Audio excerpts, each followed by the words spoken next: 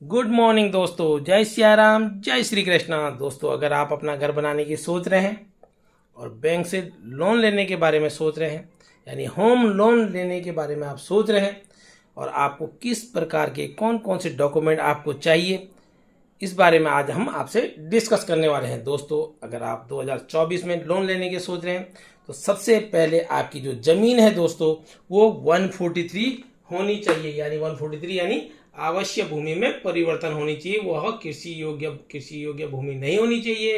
अगर वह 143 नहीं है तो बैंक उस जमीन को एक्सेप्ट नहीं करेगा और आपको लोन नहीं मिलेगा। तो दोस्तों, सबसे पहले आपको 143 करवाना है और किसी इंजीनियर के पास जाकर, आर्किटेक्ट के पास जाकर जमीन में हाउस मैप बनवाना है। इंजीनियर से अच्छा हाउस मैप बनाना है और इंजीनियर से उसको पास करवाना है।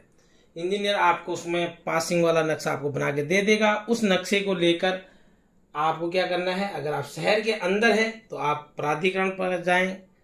शहर में जो प्राधिकरण का जो ऑफिस होता है वहाँ जाएं, वहाँ से नक्शा पास कराएं। अगर आप ग्रामीण क्षेत्र में हैं तो आप ग्राम प्रधान के पास जाएं, ग्राम पंचायत या ग्राम विकास अधिकारी किसी एक के साइन कराएं और उस नक्शे को उन पे साइन करा के उसको पास कराएं कि मेरे को इस गांव में इस जगह पर मेरी ज़मीन है और मुझे मकान बनाना है। वो आपको साइन करके और मोहर लगा के दे देंगे। उसके बाद तीसरा, आपके पास कम से कम 3 साल की ITR होनी बहुत ही ज़रूरी है। अगर आपने ITR फाइल नहीं करते हैं तो आपको होम लोन बिल्कुल बैंक पास नहीं करेगा, आपको होम लोन नहीं मिलेगा। इसलिए आपके पास 3 साल की ITR होनी चाहिए कि आपने 3 साल में इनकम टैक्स जमा कितना किया है, उसका आपके पास रिपोर्ट होनी चाहिए।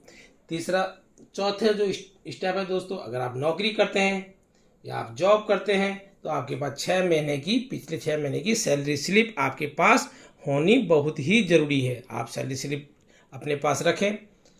उसके बाद अगर आप बिजनेस करते हैं तो 3 साल की ITR के साथ साथ साल भर का जो आपका टर्नओवर है वो आपका देखा जाएगा। पिछले 6 महीने का भी आपका चेक हो सकता है, वो आपके पास होना चाहिए। ये सारे कागज़ अगर आपके पास हैं, 143 का कागज़ आपके पास है, इंजीनियर के द्वारा बनाया गया नक्शा आपके पास है, ग्राम विकास अधिकारी या प्राधिकरण से पास नक्शा आपके पास है, तो ये सब चीज़ और 3 साल की ITR लेकर आप कहाँ जाएंगे, बैंक के पास जाएंगे। अगर जॉब वाले हैं तो आपको सैलरी स्लिप भी रखनी है, बैंक के पास जाएंगे, बैंक के पास वह नक्शे को लेकर आप जाएंगे। उसके बाद जो अगला जो प्रोसेस होता है दोस्तों, वो होता है बैंक का। बैंक क्या करेगा, आपके का 12 साल का रिपोर्ट आपका जमीन का निकालेगा, जिसको आप 12 साला भी कहते हैं। आपकी जमीन की वैल्यू निकालेगा कि आपकी जमीन की वैल्यू कितनी है, कितना आप लोन ले रहे हैं। क्योंकि दोस्तों, जब भी बैंक लोन देता है और इस प्रोसेस को आगे बढ़ाता है तो बैंक सबसे पहले अपनी रिकवरी के बारे में सोचता है कि अगर मैं इसको 50 लाख का लोन दे रहा हूँ तो फ्यूचर में यह जो ज़मीन है, ये मकान है, ये 50 लाख में आसानी से बिकेगा या नहीं बिकेगा, मेरा पैसा मेरे पास रिफंड आएगा या नहीं आएगा। ये बैंक हमेशा अपने को क्लियर लेकर चलता है।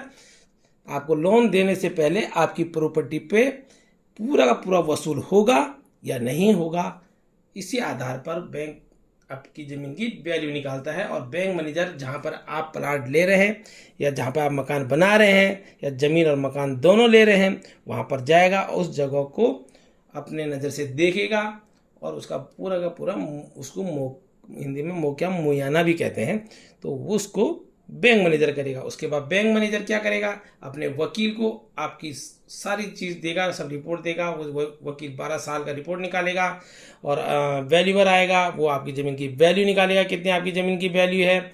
और उसके बाद आप क्या करेंगे, जो आपकी ज़मीन का नक्शा है, जो बिल्डर है वो आपको अपने लेटर पैड पे लिख के देगा कि आपकी ज़मीन में इतना खर्चा आने वाला है। उस खर्चे का जो खर्चा है वो आप उसमें लिख देंगे। बिल्डर उसमें स्टेप बाय स्टेप लिख देगा कि इतना आपकी जमीन और मकान में खर्चा आ रहा है, यानी मकान में खर्चा आ रहा है। वो पूरा जो भी मटेरियल आपका लगना है, बिल्डिंग मटेरियल का विवरण लिखकर उसमें देगा और आपका लोन पास होने की जो प्रक्रिया है वह शुरू हो जाएगी। अब लोन आपको कितना मिलेगा ये आपके सैलरी स्लिप पे डिपेंड करता है, आपके बिजनेस पे डिपेंड करता है, आपकी मार्केट जो वैल्यू है, जो आपकी फेस वैल्यू है, इस पे डिपेंड करता है कि आपको बैंक लोन देगा कितना।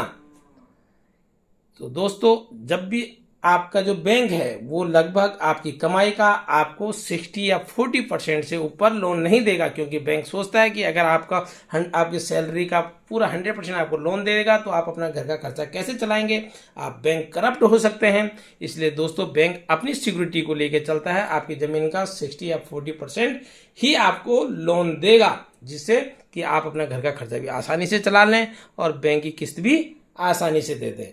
तो दोस्तों अगर वीडियो आपको अच्छी लगी, जानकारी आपको अच्छी लगी तो चैनल को लाइक करें, सब्सक्राइब करें, अधिक से अधिक कमेंट्स करें। धन्यवाद। जय सिया राम, जय श्री कृष्ण।